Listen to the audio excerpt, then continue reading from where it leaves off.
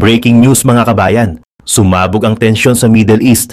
Naiulat na inumpisahan na ng Israel ang kanilang pag-atake laban sa Iran bilang tugon sa buwan-buwang mga pag-atake ng Tehran sa kanilang estado. Ang eksaktong target ng Israel Defense Forces ang mga military facility sa loob at paligid ng kabisera ng Iran.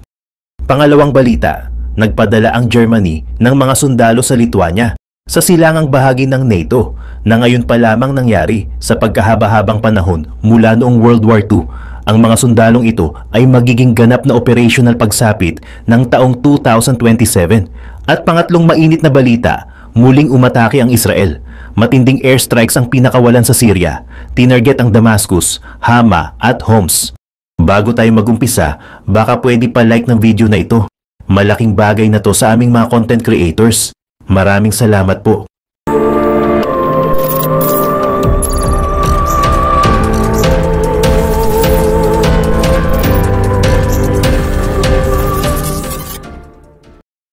Ayon sa Israeli military, sinira nila ang tinatawag nilang military capabilities ng Syria, kabilang ang isang research center sa Damascus at isang military base sa Homs. Simula nang mapatalsik si Syrian President Bashar al-Assad noong December, daan-daang airstrikes na ang isinagawa ng Israel.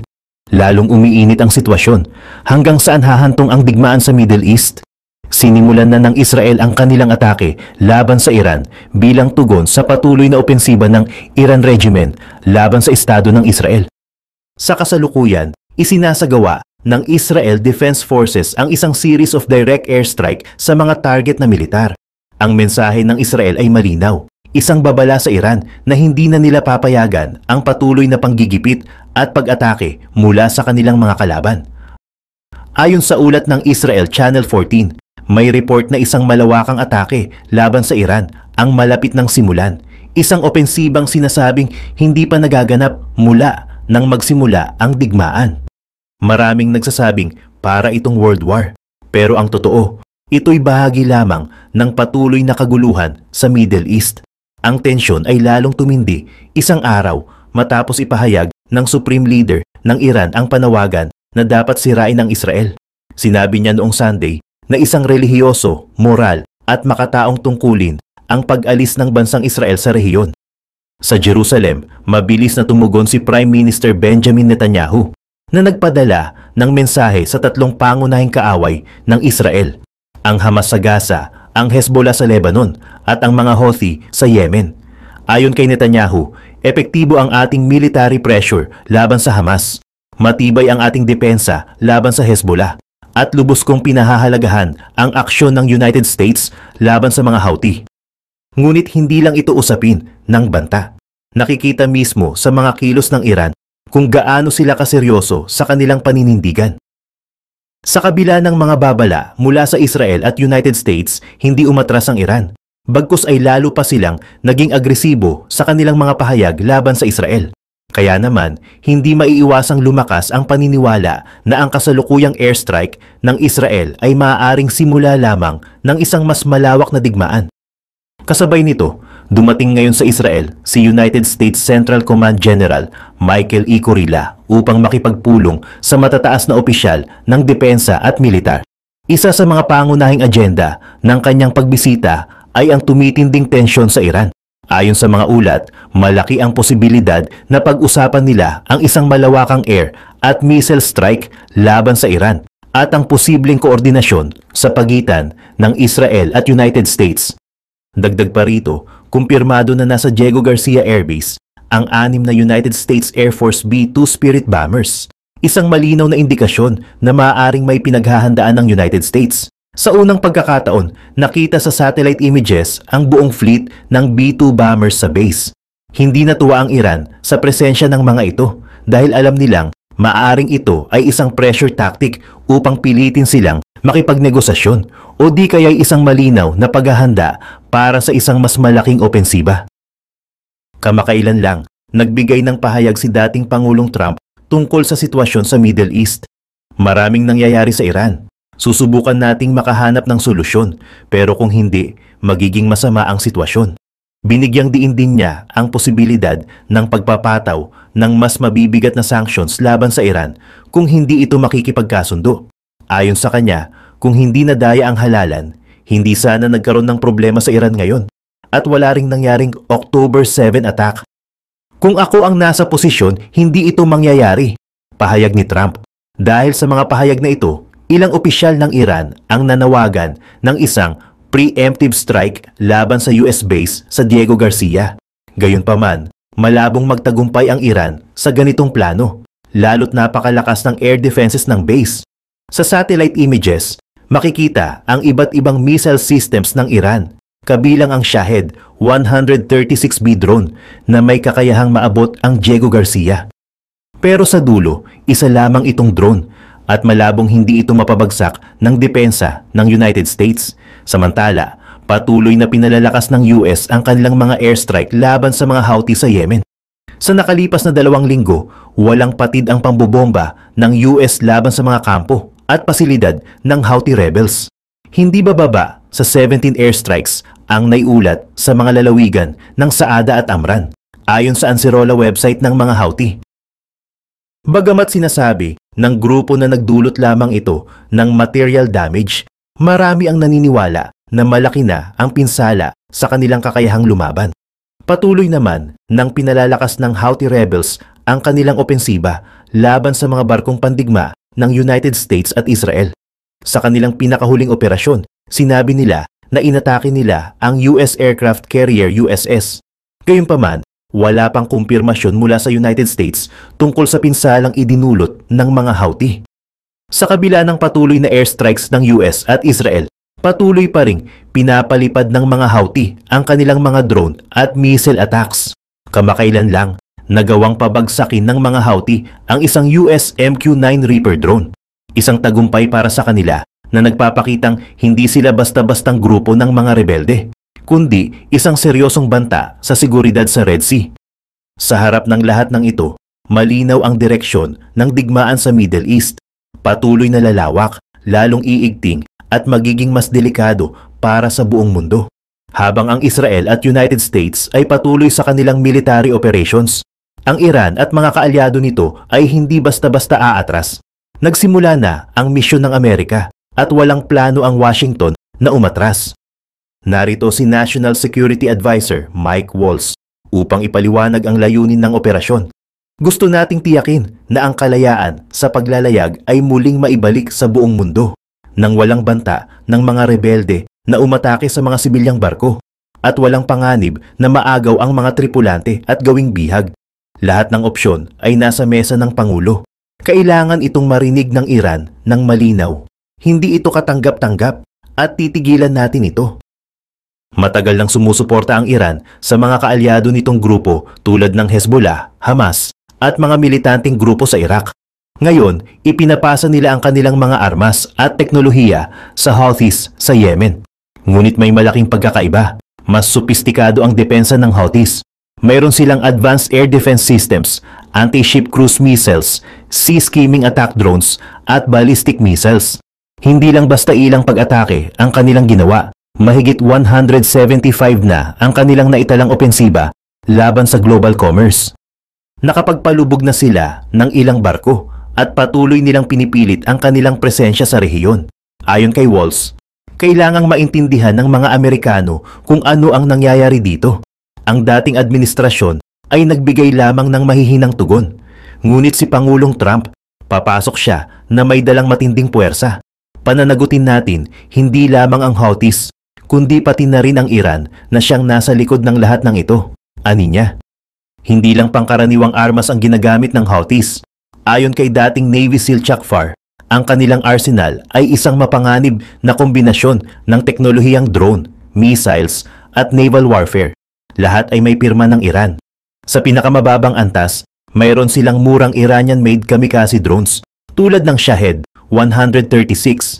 Pinapadalhan nila ng maraming UAVs ang shipping lanes gamit ang simpleng GPS para i-target ang kanilang mga kalaban.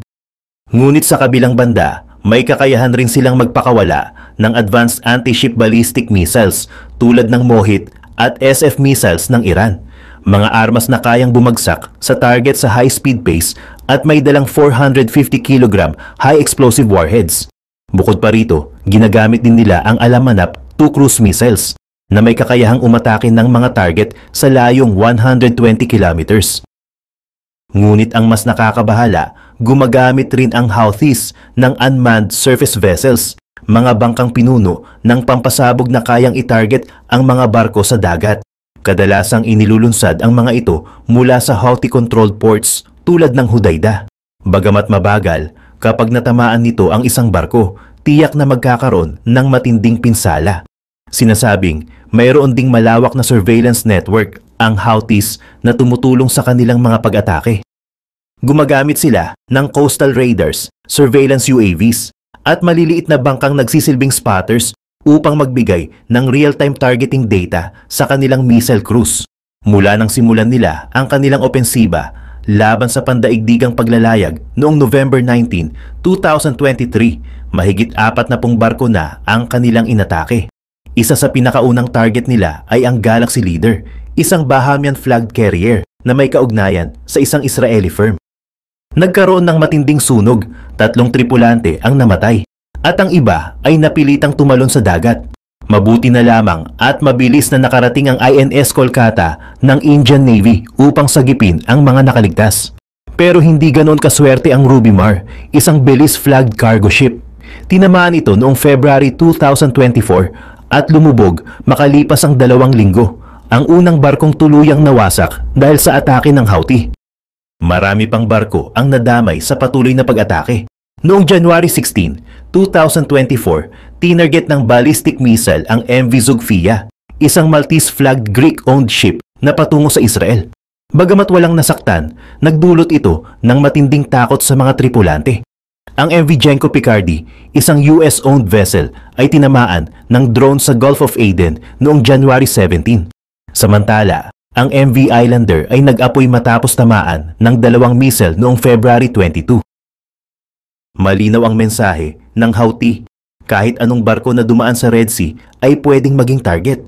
Walang pakialam kung sino ang may-ari, maliban na lang kung ito ay pagmamay-ari ng Russia, China o iba pang kaalyadong bansa. Hindi ito haka-haka. Sigurado ang Western Intelligence na ang Iran ang nagpopondo at nagbibigay ng teknolohiya sa Houthi. Mula sa Revolutionary Guard Corps ng Iran mismo nanggagaling ang mga armas at training na ginagamit nila sa opensiba. Ang Shahed drones ay inaangkat mula sa Iran patungong Yemen gamit ang maliliit na smugglers vessels na dumadaan sa Gulf of Aden. Ang mas advanced na anti-ship ballistic missiles at cruise missiles ay inaangkat din mula sa Iran na may kasamang military advisors na nagtuturo sa Houthi kung paano ito gamitin ng epektibo. Habang patuloy na lumalala ang sitwasyon, nagiging malinaw na hindi lang ito simpleng labanan sa pagitan ng Amerika at Houthi. Isa itong mas malawak na digmaan ng impluensya kung saan ginagamit ng Iran ang Houthi bilang isang proxy force upang guluhin ang pandaigdigang ekonomiya at ipakita ang kanilang kapangyarihan sa rehiyon. Ang teknolohiyang ginagamit ng Houthi ay hindi lang basta ibinigay ng Iran. Ito ay mga reverse-engineered na disenyo mula sa Tehran, inassemble sa Yemen sa ilalim ng mahigpit na gabay ng mga Iranian military advisors. Matagal nang sinusubaybayan ng US at Saudi Arabia ang daloy ng armas na ito. Gamit ang Navy SEAL teams, ilang beses nang nabuwag ang mga iligal na pagpapadala ng missile components at UAV parts sa kabila ng umiiral na US arms embargo. Ayon kay Chuck Fahry, dating squadron leader ng Navy SEAL Team 6, hindi lang nagpapadala ng armas ang Iranian Revolutionary Guard Corps. Sila mismo ang nagkokontrol sa operasyon. Mga Iranian surveillance ships tulad ng frigate Albras at spy ship Bashad ang nagbibigay ng real-time intelligence sa mga Houthi commanders. Maraming Houthi fighters ang nagtraining mismo sa Iran, habang ang Hezbollah ay tumutulong sa pagpapahusay ng kanilang mga taktika. Hindi ito basta alyansa, ito ay isang utos mula sa Tehran. Pero hindi rin nakatunganga lang ang US. Noong December 2023, inilunsad ang Operation Prosperity Guardian para protektahan ang shipping lanes. Kasama rito ang USS Carney, USS Stockdale at USS Spruance na nakapag-neutralize na ng dose-dose ng drone at missile attacks. ngunit hindi sapat ang depensa, kaya lumipat sa opensiba ang Washington. Mula January 2024, ginamit ng US ang carrier-based air power. Ang F-35C stealth fighters mula USS Dwight Eisenhower ay bumomba sa missile sites at radar stations ng Houthi.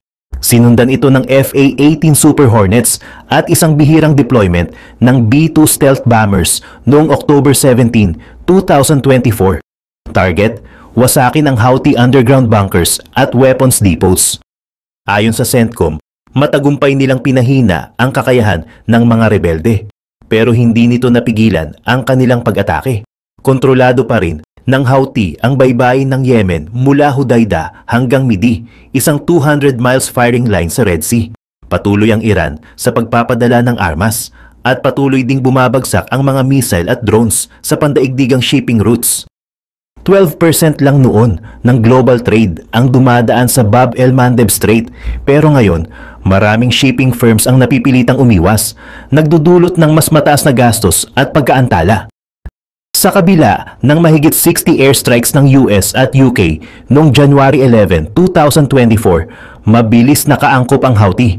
Ginamit nila ang mobile launchers at itinago ang kanilang armas. Lalong lumakas ang kanilang morale. Itinuring ang kanilang laban bilang isang banal na digmaan laban sa West.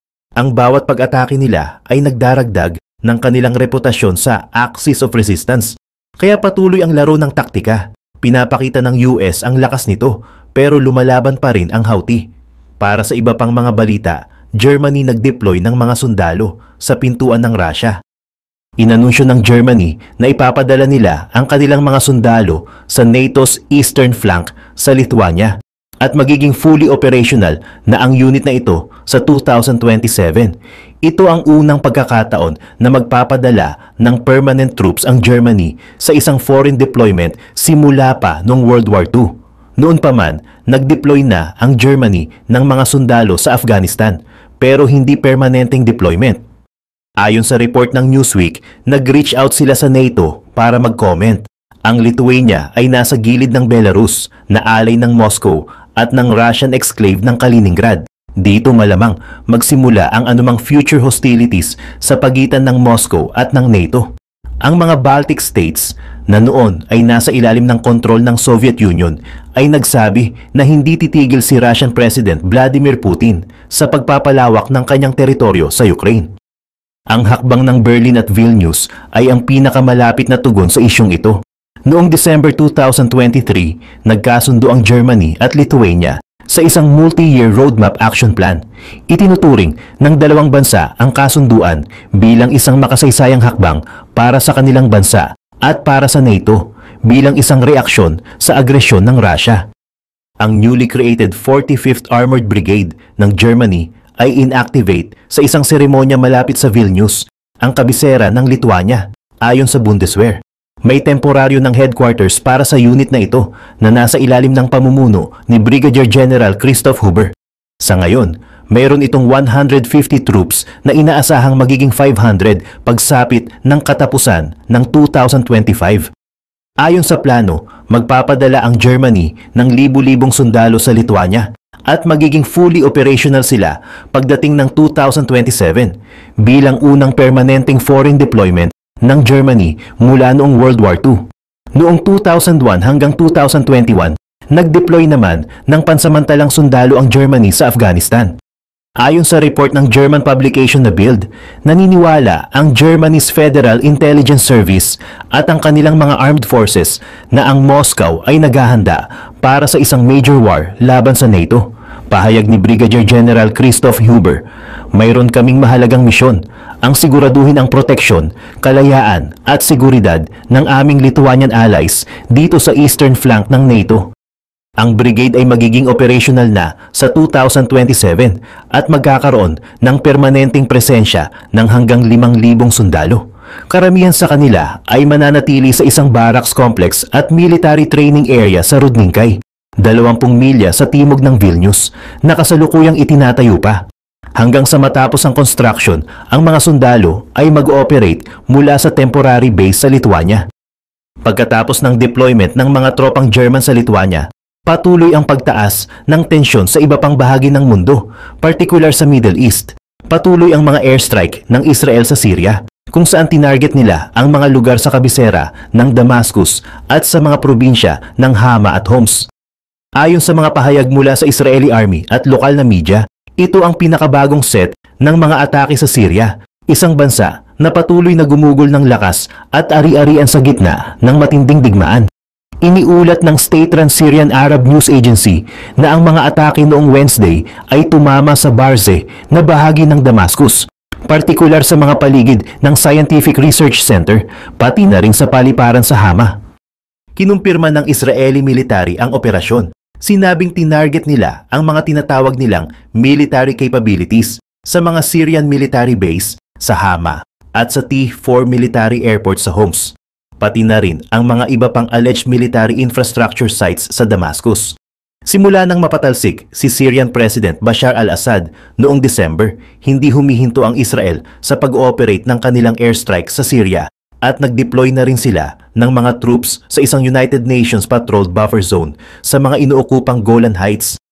Ayon sa Syrian Observatory for Human Rights, isang war monitor mula sa United Kingdom mula December 8 hanggang December 31, 2024, nagsagawa ang Israel ng higit sa 500 airstrikes sa Syria at naglunsad na naman sila ng hindi bababa sa 43 na pag-atake ngayong taon. Sa mga pag-atake, isa sa pangunahing tinarget ng Israel ang Barze Research Center sa Damascus. Ayon sa Israel, ginagamit ang center na ito sa paggawa ng mga guided missiles at chemical weapons.